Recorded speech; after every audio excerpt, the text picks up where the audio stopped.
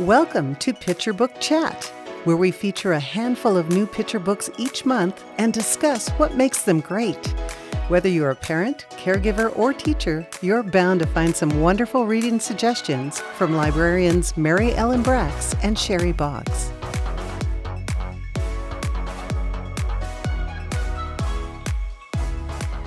Hello, welcome to Picture Book Chat. I'm Mary Ellen Bracks, Public Services Manager for Early Learning, and with me today is Sheri Boggs, Youth Collection Development Librarian for the Spokane County Library District.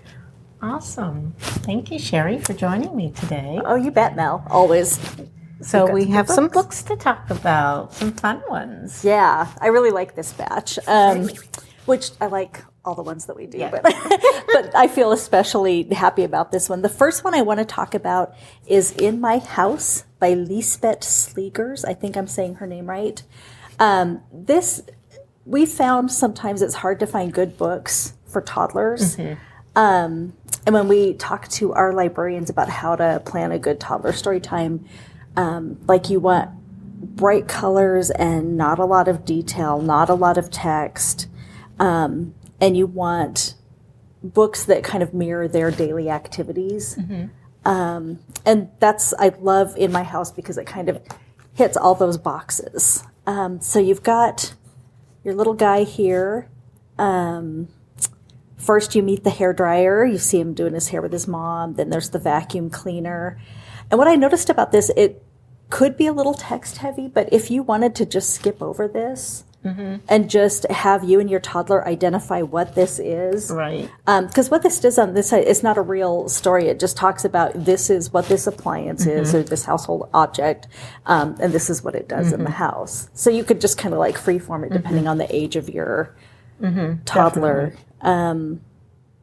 The toilet, important mm-hmm. to know. Yeah. And I love that everything in this book is kind of at the toddler's level. Like here you see them with the table.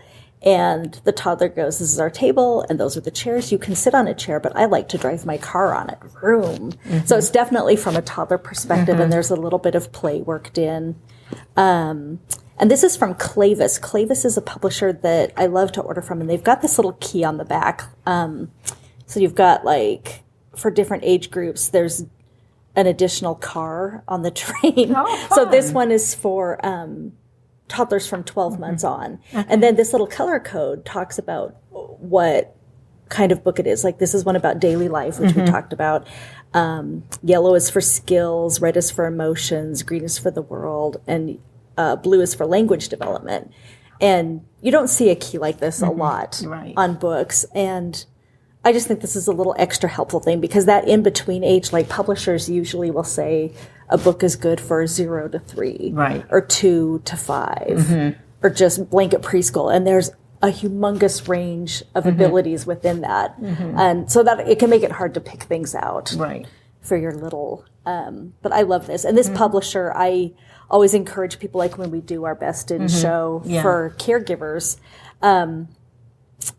I always recommend, like, if it's Clavis, like, go out and buy it because they go mm-hmm. out of print. Oh, okay. Sometimes I found it's hard to get replacements for these after kind of their first year of publishing, so, which is too bad because I just love everything that they do. Yeah. What did you think of this one? Oh, I loved it. I thought it was perfect with the everyday items. Mm-hmm. I thought that the language was pretty good for toddler. I mean, it has a lot of language opportunities for development.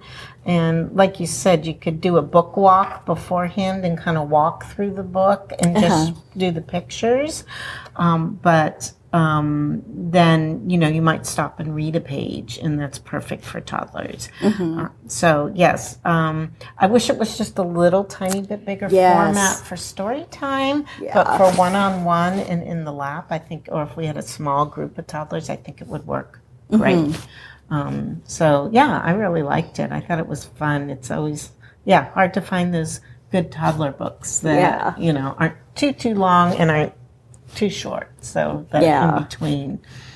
But I like that. I like that one a lot. So me too. And I didn't know about the key at the back, so that was new information for me. So that's great. Yeah, Perfect. super fun. That was In My House by Liesbet Slegers, and if you scan this code, you can put a hold on it and check it out from our libraries. Great. Awesome. What's next, Mary Ellen? We've got I Want to Be Spaghetti. I thought this was a great one. Here, I'll try to move the glare. It's written by Kiera Wright-Ruiz and illustrated by Claudia Lam, or Lam. I'm not sure how to say that correctly, so my apologies.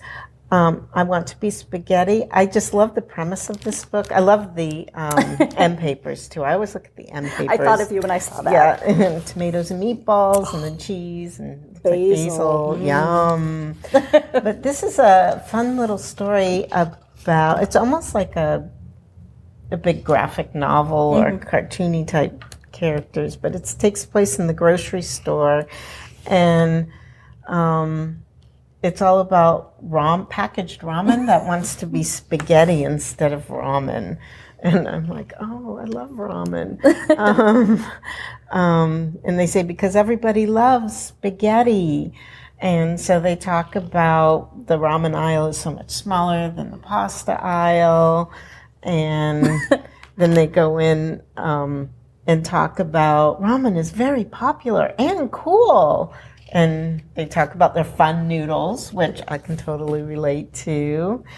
And so they talk a little bit about how the noodles tell many stories of different colorful places, and beauty can be found in diversity, which I really love that part of it.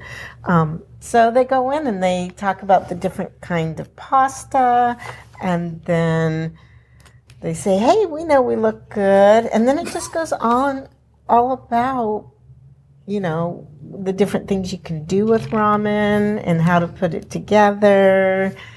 And it's so warm and cozy, which is true. I love that. It says, we're pork and even better meatballs. Wish they could be us. And so they just talk about the way they put it together. And I just thought this was a really nice way to do it, and just the different types of things that go into it and how to put it together. So I thought it was very cool. I could see using this with preschoolers and using it for a unit on food and all the different kinds of pasta from around the world. Yeah. I think that would be fun. And then they had different end papers on the back. Yeah, so, I like that it's the ramen stuff on this side and it's the spaghetti stuff at the beginning. So, yeah, I really enjoyed it. I would enjoy reading this to preschoolers. I think it would be a lot of fun. And then if you're working in childcare, if you could do ramen for lunch. Yes. Or, you know, just even a family, you could read this and then have it for dinner. So, yeah. I think that would be fun. I go out to eat at a ramen restaurant. Exactly. So that's where I would be going. Now I want ramen for lunch. I know. But, yeah, I really liked it. I thought it was a fun book, so definitely would use it in story time. Good, yeah. I wondered when I was looking at it if it might be too long, maybe for preschool, but I wouldn't want to take anything out of it because I love, you know, like kind of after you get past the point of him talking about wanting to be spaghetti, and I'm making him a him. I don't know why. It's got like boy energy or something. This ramen that I like. That it goes into this whole thing about, you know, what makes a bowl of ramen a bowl of ramen. And like you see the broth being poured in, the little fish cake being cut up, the egg being added. I just think there's so much going on in here, and it can be really educational to talk about, you know, the different noodles of the world, you know, and like what you serve with each. Right. I like the page where they talk about the different shapes of the pasta. Yes, like, you know, do I want to be pasta or spaghetti, or do I want to be penne? Do I want to be fettuccine? Yeah. Just, it's a lot of fun. And I agree with you. It's got this great kind of graphic novel look. Like these packages of ramen are just like so engaging with their big eyes. And then you could do a fun little extension activity. What would you put in your pasta? Yeah. Would you do ramen? Would you do spaghetti? What would you put in your, what would be your favorite toppings to put in? So I think that would be a lot of fun to talk about that. Yeah. Yeah, so a fun one. I like this one a lot. Good for a food unit and healthy eating, and you could do all sorts of things with it. Yeah. Yeah, it's making me hungry. Yes. We've got to move on. Yes. In our quest to inspire the next generation of scientists, engineers, and innovators, the library offers a wide range of programs and resources on science, technology, engineering, and math, together referred to as STEM. For young explorers, our STEM programs ignite imagination and hands-on learning. Did you know you can design your own video game, code a robot, create a marble roller coaster, or try out exciting science experiments? Together, we make STEM fun. Your library also has STEM resources you can explore at home. You can check out books on great STEM topics and borrow cool stuff, like telescopes and exploration kits from our Library of Things. Unleash your creativity, foster innovation, and explore all that Spokane County Library District has to offer. We invite you to visit one of our libraries today. So I want to tell you about the red jacket. Yes. Oh, got to get the glare off of there. Okay, so the red jacket, I love that you get a preview right from the cover. I like how this main character is just like right up in front. He's got fries in his pockets. So great. I love the red of the end papers. So this is a story of like a seagull, and you see he's just like one of hundreds of seagulls. And he's feeling sorry for himself. And along comes this bird wearing a red jacket with fries in the pocket, and he's like, would you like a red jacket? And the seagull's like, are you talking to me? Yes. Did you say a red jacket? And the bird says that he doesn't need the red jacket anymore, and he flies off, and he says, there's fries in the pockets. What did you say your name was? And his name is Bob, which I thought was cute. And so I love what this does, because as he's wearing the red jacket, he's going around like talking to people, which he's never done before. Yeah. Wearing this red jacket with the fries in the pocket just gives him the boost of confidence that he needs to be more engaged with his world. Yeah. I love him checking himself out, just like a bird does in a cage when it's got a little mirror in there. It's like, he's more helpful. He's helping this pelican. I didn't do a good job with the voices, but as I was reading this, I was thinking his voice could be almost like Bert from Sesame Street, like, hello, blue crabs, hello, pelican. Like, he's just, he's a really funny little character. He's wanting to help the seal. He's greeting all of these guys. They're greeting him back. But then what happens is a wave comes, and oh no, what's going to happen to his red jacket? My red jacket is gone. But he's going around, I love that he doesn't go back to his introverted ways. Without his security blanket of the red jacket, he could just kind of creep off and not talk to anybody. But instead, he's asking everybody if they've seen the red jacket. He's talking to all these people. It's just wonderful. And he's kind of like, oh, I don't need the red jacket to talk to people. And he ends up giving it to this sad little turtle. It's just adorable. I love their little faces. Yeah. This seemed like it would be a great read aloud. Tell me what you think about it. Yeah, I really liked it. And I liked that he kind of came out of his, shell and was talking a little bit more to everybody with the jacket. The jacket gave him confidence. And any red jacket would, right? Right. Especially fries in the pocket. Yes. To share with everyone. So the only thing I thought about, and I thought about it with I Want to Be Spaghetti too, kind of that, graphic novel format and everything. If you're reading it to a group, just read it a couple of times first, so that you're making sure you're following things in the right order. Yeah. But I do think kids would love this. And maybe with a smaller group rather than a really big group, because there's the smaller pictures throughout it. Yeah. But I thought it would be a great one for, starting a unit on sharing, maybe something about confidence and coming out of your shell a little bit. So I thought there were a couple of good uses for this, but I think the kids would really enjoy that, especially too, since he goes to all the different animals on the beach and everything too. You could almost even tie it in with the beach theme or even a bird theme. So I think there's a lot of various ways you can use that one.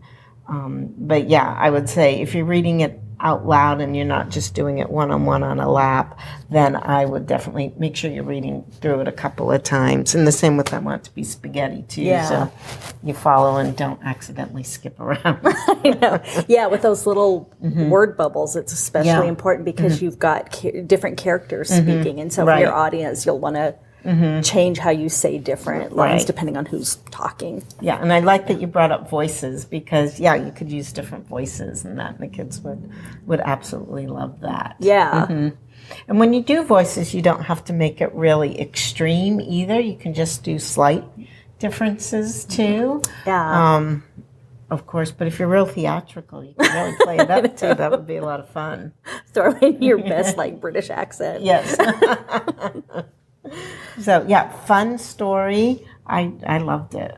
Yeah. I like this one a lot. And I think, was this one, did they have anything at the back about the animals? No, I'm thinking of a different one. But I love the little crab at the very end saying, bye. Yeah. So they had a lot of cute characters in this one. So yes, and don't forget that you can always scan the code and then you'll be able to put these items right on hold. Perfect. I just realized something funny. The author's name is Bob Holt, and his main character's name is Bob. Oh, that's right. That's pretty funny. Yeah. So that is The Red Jacket by Bob Holt. What's next? Oh, this is such a pretty book. We Are Branches. So it's all about just the different types of branches that you might see out in nature. And it's by Joyce Sidman, and then the illustrator is Beth, is it Krommes? Krommes?